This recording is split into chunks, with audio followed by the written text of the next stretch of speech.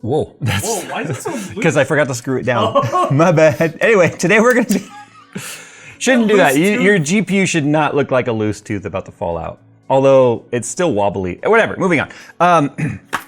You guys haven't seen it yet, but I'm doing a video where I'm building myself a new personal rig. Not because I want to, but because I have to. Because apparently my 14900K became jealous of the bad 14900K that we showed and went, can I break, dude? And now I'm dealing with degradation problems. Although I haven't slowed it down. I'm still running 5.7 all-core and I'm just like, you are gonna live to the very end, buddy. But that's why my live streams have kind of been on hold there too, because yeah, the CPU is... Because you can't even see your USB devices. Yeah, the USB devices have been... Anyway, I've been dealing with all the stuff. It's been fun. But because I'm building myself a new rig, I'm using 9950X3D, and I've been just stuck with like 6,000 megahertz RAM across the board. But I also know that fast RAM is now a thing, and I'm seeing the leaderboards, obviously on 3D Mark, as we've been kind of chasing, trying to get anywhere in the top half, which has just sucked. Almost everyone at the top is running like 8,000 megahertz RAM, even on AMD CPUs.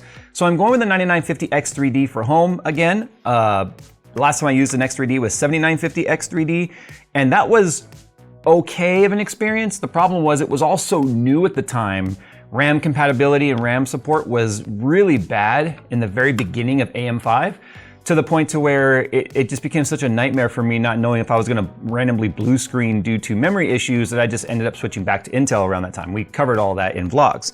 But that's a long way of saying I've got some T-Force 32 gigs of 8,000 megahertz memory right here that's both compatible with Intel and Expo.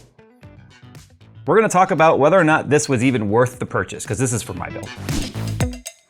Today's video is brought to you by our brand new GPU Apocalypse 2.0 shirt, kind of immortalizing all of the stuff you love about today's GPUs. Our GPU Apocalypse 1.0 shirt was actually one of our most famous and popular shirts, and now it's re-immortalized with GPU 2.0. But let's face it, the Apocalypse never went anywhere, it just evolved. Just like this shirt. Go buy it now. Now, I would have loved to have had like 64 gigs, but let's talk about the Expo real quick.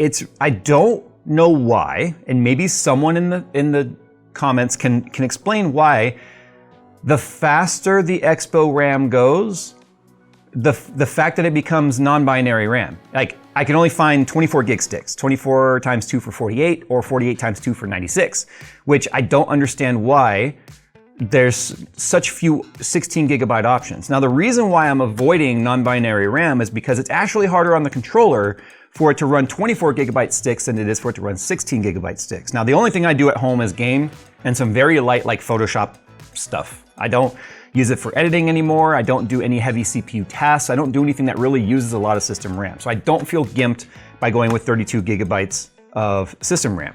But I did want to try out the speed. Now, this is obviously not my home system. It is our test bench. It's also not the same motherboard or even CPU that I'm using. It's a 9800X3D or whatnot. But I want to know if it even matters for gaming, to be honest. Because if we talk about RAM latency, there's more than just what's the mega transfers. You have to take into account the mega transfers as well as the formulaic equation between that and CAS latency. So we're also going to talk about the importance of QVL, because I don't even know if it's going to run 8,000 megahertz. And it may run 8,000 megahertz on this system, but not mine. So if I can get anywhere around 7,000 or above, I'll be happy. Because to be honest, the price isn't that bad.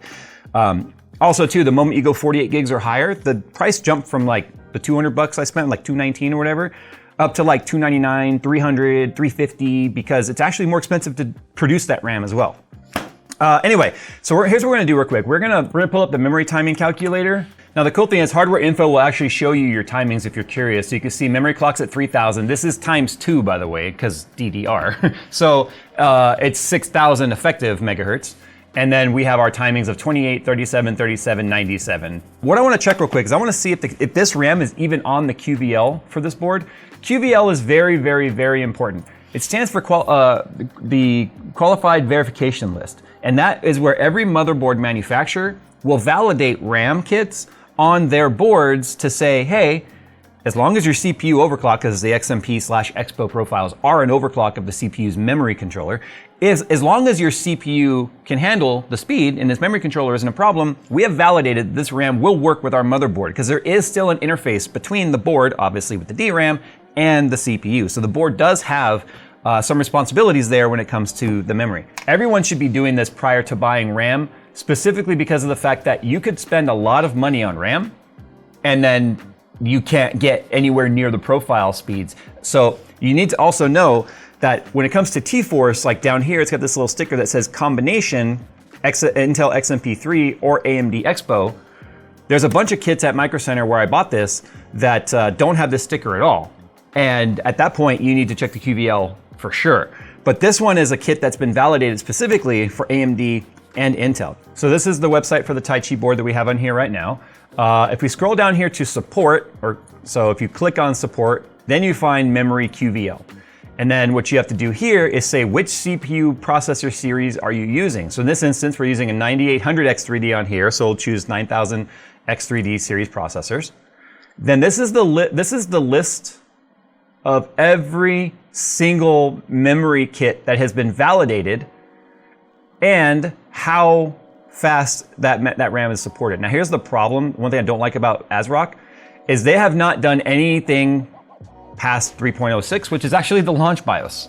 So this is where the motherboard manufacturer fails because they don't revalidate on newer BIOS. Because there are newer BIOS than 3.06 that say improved memory support. So you would then expect the list to be updated. So there's a situation here where you might have a RAM kit that's not on this list, but is actually validated, but they didn't update the QVL. If motherboard manufacturers would do their diligence and keep the QVL as up to date and accurate as possible, there'd be a lot less guesswork. It's also very important to note that on the back of your RAM kit right here, there's gonna be a very long sequence of letters and numbers. To be validated, it must match exactly. One letter, one number off is a very different kit of RAM. Let me give you a for instance. The system that I recently did where I fixed and changed the CPU for my friend's build where his 14900K degraded and then somehow jumped through me to my home system, he has a RAM kit that is technically not on the QVL. It's off by one letter. And we were trying to figure out what does that one letter difference mean? Well, the particular kit that he was using specifically shows that that one letter designates what is the actual, like the chip manufacturer for the RAM chips that are on there. Because you have a bunch of different companies. You have like Micron, you have SK Hynix, you have Samsung. And you could have the same kit of RAM, but when they ask these kits, when they buy these kits to be manufactured for them, some of them might be in different factories using different chips. You might have a Hynix, you might have an SK Hynix, you might have a Micron, you might have a Samsung, or whatever other chip brands that are out there. So that letter designation is important. We also found that even on his system, we did have a RAM kit that I had that was on the QVL that absolutely positively refused to boot with that XMP profile active. So that tells me that could have very well been a CPU binning issue. There's a lot of reasons that could have potentially been, but it's really frustrating when everything's on the list and it doesn't post. But anyway, I'm gonna see now if this one's even on here. So it's pretty simple. You can just, you can drill down based on vendor. So this is obviously team group, which is just team. And our RAM speed, you can sort by RAM speed here. See, it doesn't support anything higher than 6600, according to this BIOS right here. Based on the fact that nothing's going higher than 6600 tells me that they have not gone through and actually done their diligence on keeping the QVL up to date. I really do believe that that is the case right here. I believe it so much that I'm just gonna throw it on there, see what Expo profile shows up, and see what happens. Team Grip is a brand that has absolutely been quickly rising in popularity. And honestly, speed and they've really stepped up their game. This is why I've not really used it in the past. But which one would you rather have in your system, right? It's like the RAM bought a suit. Yeah. I actually really like how kind of subdued the RGB is in this RAM because it's really diffused. That's like a smoked tint. I like the way that looks. It's not like bright and in your face. And it's training again. So yeah, it tried 8000, it failed 8000, it wouldn't go. 48, yeah. It was like no go. It's set to 8000, but it's currently running 4800. So here's what I'm gonna do right now. I'm gonna drop it to 7. This is the thing with buying fast RAM like this. Because anything 8000 and above is pretty bleeding edge right now, especially for non non-CU DIMM stuff. That's where Intel kind of has an advantage over AMD right now, is that CU DIMM stuff actually really helps with that, getting those stable clocks at those high frequencies because of the repeater. It's very difficult to run this kind of RAM. See, I ran 7000. Okay, so now I'm just gonna step that up a little bit.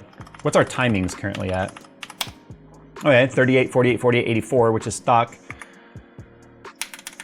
So let's try 7200. Watch it go up to like 78. It'd be like just right on the edge. It's at 72. Like, I'm already happy. Because I'm gonna go 76. This RAM had, there were 7000 kits and like 7200 kits and stuff there. But one, they didn't have the RGB, because you can get that same RAM with the 8000 and 8200 and 8400 without the RGB for like the reasons I was kind of stating, where you don't want any power on like XOC RAM going anywhere other than the chips and the controller on board. But they didn't, like I said, the 7200 kits and whatnot didn't have that Expo compatibility on there. And I think it might have just gone. I'm telling you, it's like, it just can't quite do 8000, I think. Just because I have to know now. But it is sitting on 15 longer now than it did last time. So it really wasn't just a joke. We were like, why'd you go 7800? But yeah, 8000 fails, 7800 passes, at least the post. So I could right now tell it boot into Windows and it could blue screen on the start. But what I'm gonna do now is I'm going to go into OCCT. It's a free download. I recommend you guys do it. There's different types of tests that you can do on there. You can do CPU test only, you can do a GPU test, you can do a memory test only, you can do CPU plus memory where it can hand off back and forth. The most, like, the best test that you could possibly do for this instance would be a CPU plus memory, but I'm gonna do just memory right now to see what happens. You could also do memtest 86 and all that sort of stuff. I just like to use OCCT because it's free and easy to use. And now one thing I want to check here real quick, and I started to do this earlier, is whether or not we even are going to gain anything latency wise. So we've got cast latency at 28, 36, 36, 94 with 9.3 nanoseconds of latency on the cast latency, and then 12, 12, and 31.3. We can compare this now to what I'm gonna be running now, which is 7800, 38, 48, 48, 84. So right now, technically, running this set of RAM at 7800 megatransfers is slightly more latency than running the 6000 with the tighter timing. But these other numbers come into play as well, like this last number, all of it comes into play, not just cast latency. So this is where like I'll have to do a sanity check and run a couple of our titles just to see like if there's any sort of improvement to the CPU in a bottleneck scenario. So that would mean like our 5090 at 1080p, et cetera, et cetera. But if you have to really stack the deck to say, hey, to show a difference, we had to run at like a 5090 at 1080p with low settings and all that. It's kind of like the whole X3D discussion when it comes to CPUs. You know, once you bring the resolution way up and bring the settings up on the GPU, you kind of bring the CPU gap much closer. The same thing could be said for RAM. First, I need to actually run a mem test for some stability check, so quick and dirty one. And I'm really curious now if this RAM is on the QVL for the Gigabyte board, because I'm running the Aorus Master board. Oh, okay, check this out. I think we're going to be good. So we're looking for the one that ends in CO1. That's it right there. 38DDC01. Yep. Yay! You have chosen wisely. So now that I know that Gigabyte keeps their QVL up to date, now we're gonna do memory test. So after about 100 cycles on the RAM, it did like a restart, like a hard restart. I'm gonna drop this down to 7600 now and run that again. So ideally, this is what you would do. It's just like overclocking your CPU. You've got to do it in steps and test for stability. And then if it crashes, you drop it down a little bit. I'm not that concerned about it crashing on this board because it's on the QVL for my board that I'm running in my personal rig. So I'm okay with this. This is just a Taichi issue where the engineers the motherboard engineers at Taichi, the ones that are writing the BIOS and stuff, just have not stayed on top of keeping the QVL up to date and more supporting the faster RAM that's coming out. So that's an unfortunate thing. You buy a $500 motherboard, and then you're just stuck with whatever RAM came out at the time they built the board. All right, so 6 minutes and 40 seconds just passed. Last time it failed at exactly 2 minutes and 1 second. So that just tells me, again, 7800 was really close to the stability of this particular board. 7600 seems to be running okay. I mean, almost 7 minutes now is not really long enough to call it fully ironed out. Could still deal with random blue screens here and there. But that just shows you right there that there was obviously going to be some stability problems on 7800, but I'm okay with that. Let's go ahead. Well, I'm okay with having to drop it to 7600 on here because it's supported on my board. Let's do this. I just want to run a couple of titles real quick to see if there's any sort of improvement. Maybe I'll run like Cyberpunk, or I guess titles that use a bit of CPU, as well as titles that just run high FPS. So maybe like F1 and then like Cyberpunk, or just a small sampling. I'm just curious whether or not this was a complete waste of money. It's possible. I mean, I could have gone 64 gigabytes at smaller set, like a smaller or a slower speed. So I don't know now if I made a stupid mistake, but I haven't played around with high speed RAMs. I really wanted to see if it has any sort of tangible effect. Okay, so we've tested this before. We've tested RAM timing, but what we did was we tested it with the 6000 sticks, CL38, CL36, and then CL28, and we saw that there was not a lot of difference there. But it's actually showing quite a bit of difference here. So anyway, here's F124 at 1080p in our normal test config. This is our test config. This is the exact same hardware. We have a very locked down environment, which we've done content about showing you how we've tried to up our game. Our initial results are 308.6 FPS average in 1080p. This is a average against multiple runs. 260.6 for 5th percentile and 203.3 for 1st percentile. We dropped down to 302.9, 254, and 189. We actually dropped down anywhere between just over 1.5% to just over 3%, depending on the title and depending on the settings. Like, the settings are identical.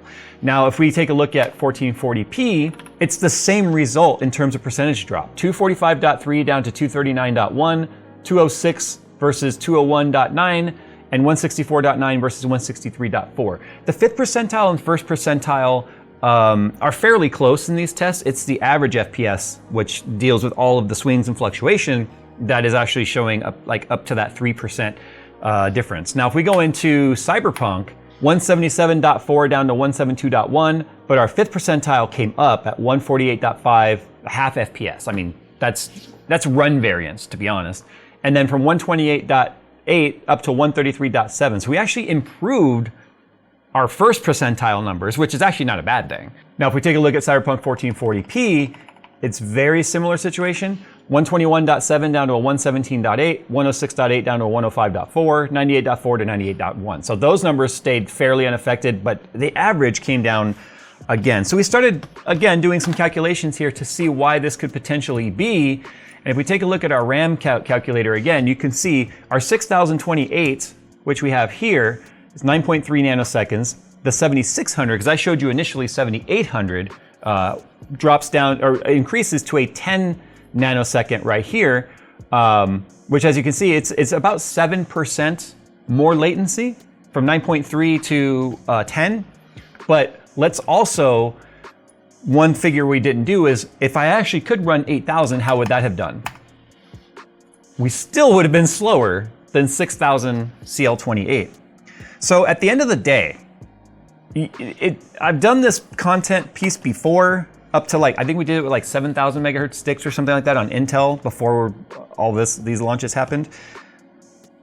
It really depends on the way that your CPU needs to access the RAM. When it comes to gaming, it's funny, if you ask ChatGPT, it would actually say that mega transfers is king over latency, but that latency helps up to a point. Now, this is only 2 examples, but the thing was, it was consistent across those examples. I would say that's not entirely true based on the results that we have seen now through multiple tests.